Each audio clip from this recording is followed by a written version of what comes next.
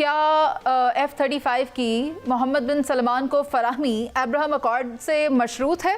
आपको क्या लगता है? सऊदी अरेबिया है, आपको याद होगा कि सबसे पहला जो दौरा था सऊदी अरेबिया किया गया था जब ट्रंप आए थे।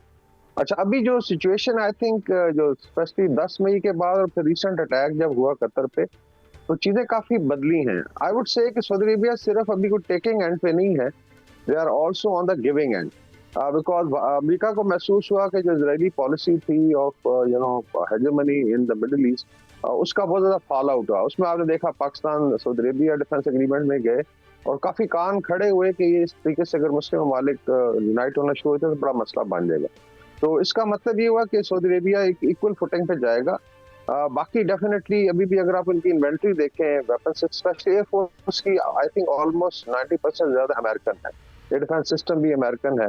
लेकिन अभी जो ऑल्टरनेटिव्स की बात हो रही थी कि जिस तरीके से पाकिस्तान सऊदी अरेबिया का अगर डिफेंस एक्सपेक्ट आगे चलता है तो इसमें कुछ प्लेसिंग होनी है पाकिस्तानी एयर एसेट्स की सऊदी अरेबिया, बिकॉज आप प्रैक्टिकली डिफेंस नहीं कर सकते जब तक एसेट्स आपके मूव नहीं करते। तो उसके अंदर डेफिनेटली चाइनीज इक्विपमेंट भी वहाँ पे जाएगा। और इसी तरीके से Saudi Arabia Pakistan joint exercises करेंगे जहाँ पे सऊदी एयर फोर्स भी आएगी। जो फोर्सेस डिप्लॉय होनी है फॉर सिक्योरिटी, उसमें पाकिस्तान का भी नाम आ रहा है, because Pakistan considered as a professional army जिस चीज को मेंटेन कर सकते depending on parliament's decision. So Jordan के आई थिंक किंग भी अभी आए हैं, आ रहे हैं पाकिस्तान, तो आई थिंक ये भी बड़ी मेजर डेवलपमेंट्स हैं। ठीक है, ये तमाम मेजर डेवलपमेंट्स तो हैं, लेकिन मैं माजी का हवाला देना चाहूँगी। काज़ाकिस्तान ने अब्राहम अकॉर्ड में शमूलियत इख्तियार कर ली है और इसका ऐलान भी अमरीकी सदर ने किया था। तो शहजाद हुसैन भट्ट साहब, आपको क्या लगता है, अगर जैसा कि अमरीकी सदर की जानिब से ये कहा गया है कि ऐसा हो सकता है, तो अब आप मुझे बताएं, अगर सऊदी अरब अब्राहम अकॉर्ड में शामिल हो जाता है और इसराइल को तस्लीम कर लेता है, तो उसके पाकिस्तान पर क्या असरात होंगे? देखिए, मुनीज़े दुरुस्त फरमा रही हैं। एक तो मेरी इंफॉर्मेशन के मुताबिक ये जुए शेयर लाने के मुतरादफ है। इतनी जल्दी सऊदी अरब ने मानना नहीं है। सऊदी अरब को अफगानिस्तान नहीं है, पैसे लेने वाला नहीं है, पैसे देने वाला है। आप कई अरब डॉलर्स का जो मुआहदा है वो अब MBS जो है मोहम्मद बिन सलमान अगर सऊदी अरब जा रहा है तो क्या लेने जा रहा है? वो उससे तैयारी लेने जा रहा है। और ये अरब डॉलर्स का जो मुआहदा है F-35, ये लड़ाका तैयारे हैं, ये मेरा ख्याल है वाइस मार्शल साहब ज्यादा बताएंगे, मेरी इंफॉर्मेशन के मुताबिक तो ये रडार में भी नहीं आते, ये तैयारे इंतहाई लेटेस्ट है। अच्छा, अब अगर आप गौर करें तो ए मैथमेटिक्स आपने भी बचपन में पढ़ा था, A=B, B=C, सो C=A।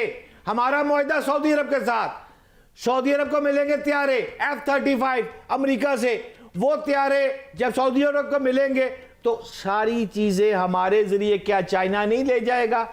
ये सारी जो गेम चलेगी, ये टेक्नोलॉजी है, ये चाइना तक रसाई हासिल हो सकती है।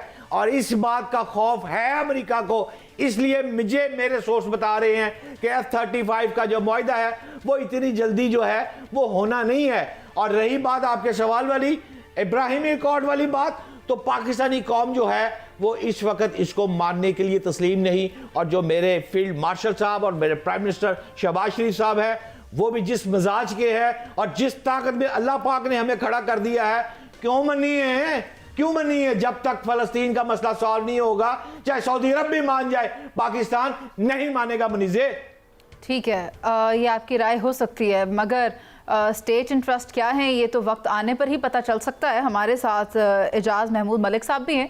सर, आपने भी शहजाद हुसैन भट्ट साहब की गुफ्तगू सुनी है, आप मुझे बताएं, आप इनकी बात से इत्तफाक करते हैं? जी माशाल्लाह, भट्ट साहब की बड़ी पुरजोश मैंने आवाज़ सुनी और मैं काफ़ी हद तक उनकी बात से मुत्तफिक हूँ। लेकिन मैं थोड़ा सा अर्ज़ करूँ जी, इसका जो टेक्निकल या मिलिट्री एविएशन के हिसाब से जो ऑन ग्राउंड सिचुएशन है, लेकिन उसकी तरफ आने से पहले मैं ये रिमाइंड कराना चाहूँगा आपको भी, पैनलिस्ट को और नाजरीन को भी, कि अभी तक MBS साहब का जो स्टेटेड स्टांस है वो ये है कि जब तक फ़लस्तीन का मसला हल नहीं होता हम इज़राइल को रिकग्नाइज नहीं करेंगे। और ये उन्होंने कई दफ़ा बरमला इसका रिसेंटली भी इजहार किया है। और दूसरी बात ये है, इब्राहिम अकॉर्ड पे बात शायद हो सकती है, लेकिन वो मेरा नहीं ख्याल कि, क्योंकि जब वो इतना बड़ा बजट लेके और इतने डीप पॉकेट के साथ जब वो अमेरिकन इक्विपमेंट लेने जाते हैं ना, तो वो कोई he is on the giving and, तो वो उनके ऊपर कोई प्रेशर नहीं है कि वो गिव एंड टेक वाली बात नहीं है उनके लिए। वो अमेरिका को जो अमेरिकन इकोनॉमी का सबसे बड़ा जो की ड्राइवर है वो उनकी मिलिट्री इंडस्ट्रियल कॉम्प्लेक्स की सेल्स हैं, और ख़ास तौर पे जो हाई कॉस्ट हाई यील्ड जिसमें पैसे उनको मिलते हैं वो एविएशन टेक्नोलॉजीज़ हैं, ये लेटेस्ट कटिंग एज टेक्नोलॉजीज़। तो मेरा नहीं ख्याल कि MBS पे कोई प्रेशर है। अब जहाँ तक बात है ना कि वो अगर पाकिस्तान की उनके साथ सऊदीया के साथ डिफेंस जो भी पैक्ट हुआ है, उसके बाद अमेरिकन इक्विपमेंट, देखिए अभी भी सऊदीया जो है वो पिछले 40 सालों से अमेरिकन इक्विपमेंट से ही उनकी एयरफोर्स चल रही है, ठीक है ना। और इस दौरान जो है गल्फ वॉर भी उन्होंने देखी है, और अब अगर उनका एयर डिफेंस सिस्टम भी जो है वो भी अमेरिकन है, तो अब अगर पाकिस्तान को आप इस इक्वेशन में फैक्टर इन करना चाहते हैं तो अमेरिकन इस मामले में काफ़ी जो है उनका जो थॉट प्रोसेस और उनकी जो प्रोसीजर्स हैं वो बड़े सॉर्टेड आउट हैं। पहली बात तो ये है कि वो किसी भी इंटरनेशनल लोकेशन पे, फॉर एग्जांपल आप पाकिस्तान की मिसाल लें कि अगर पाकिस्तान में हमारे पास अमेरिकन वेपन सिस्टम्स भी हैं और चाइनीज़ भी हैं, लेकिन वो किसी एक बेस पर दोनों सिस्टम की को बेसिंग पे वो एग्री नहीं करते। ठीक है वकार खान साहब, एक इंतहाई अहम दौरा जो कि होने जा रहा है और कहा यह जा रहा है 15 और 16 नवंबर को पाकिस्तान का दौरा करेंगे उर्दन के बादशाह शाह अब्दुल्ला दोएम। तो आप मुझे बताएं कि इस दौरे से क्या मकासद हासिल हो सकते हैं, आप इस दौरे को कैसा देख रहे हैं? जी, एक तो पाकिस्तान जॉर्डन की अपनी एक रिलेशनशिप है, बड़ी पुरानी है, और बल्कि यहाँ तक है कि कुछ यूनिट्स हैं हमारी आर्मी की जो किंग के नाम पे हैं, और इस तरीके से पाकिस्तान की यूनिट्स है वहाँ पे जो है जॉर्डन में, तो बेसिकली इनको पाकिस्तानी नेम्स के साथ पुकारा जाता है, और बड़ी अच्छी मिलिट्री रिलेशनशिप भी है। बाकी इनका जो है लीडरशिप का आई थिंक बड़े अरसे बाद हो रहा है। मुझे याद नहीं पड़ता कि किंग अब्दुल्ला जो है लास्ट टाइम उन्होंने कब किया था विजिट जो है पाकिस्तान का, बिकॉज रिसेंट मेमोरी में नहीं है। तो एक ये मेजर डेवलपमेंट है।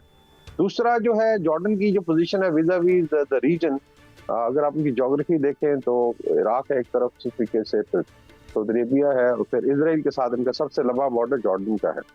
और उसके अंदर किंग अब्दुल्ला ने एक बैलेंसिंग एक्ट के तौर पे आई थिंक रोल भी प्ले किया है, इन पे कई दफ़ा एतराज़ात भी हुए, लेकिन अभी भी आपको पता होगा कि जो अल-कुद्स शरीफ की जो चाबियां हैं ये इनके पास होती हैं, हाशमाइट किंग के पास जो भी हो, और ये आई थिंक 70-80 साल पुरानी बादशाहत है, तो हर लिहाज से आई थिंक इम्पोर्टेंट भी है। और बायलैटरली देखा जाए तो डेफिनेटली जॉर्डन भी देख रहा होगा कि इस खित्ते में सिक्योरिटी के लिए वो उनकी बहुत ज़्यादा डिपेंडेंस रही है अमेरिका पे और वेस्ट पे, कि पाकिस्तान को आई थिंक उस मामले में भी टच भी किया जाएगा, शायद कुछ कंसल्टेशन हो। तो ये आई थिंक बड़ी खुशाइन चीज है कि इस्लामिक ममालिक चाहे ट्राइलैटरल हो, बायलैटरल हो, रीजनल हो, उसमें इकट्ठे हो जाए, तो ये मोस्ट प्रॉब्ली हालात का सर आपका पॉइंट ऑफ व्यू आगे मुझे एक ब्रेक का कहा जा रहा है। बात यही है कि इस दौरे से काफ़ी कुछ हासिल हो सकता है, और ये उम्मीद भी की जा रही है कि हो सकता है जॉर्डन के बाद टर्की पाकिस्तान के साथ डिफेंस पैक्ट शामिल हो जाए, और अगर ऐसा हो जाता है तो ये एक इंतहाई खुशाइन बात होगी। अभी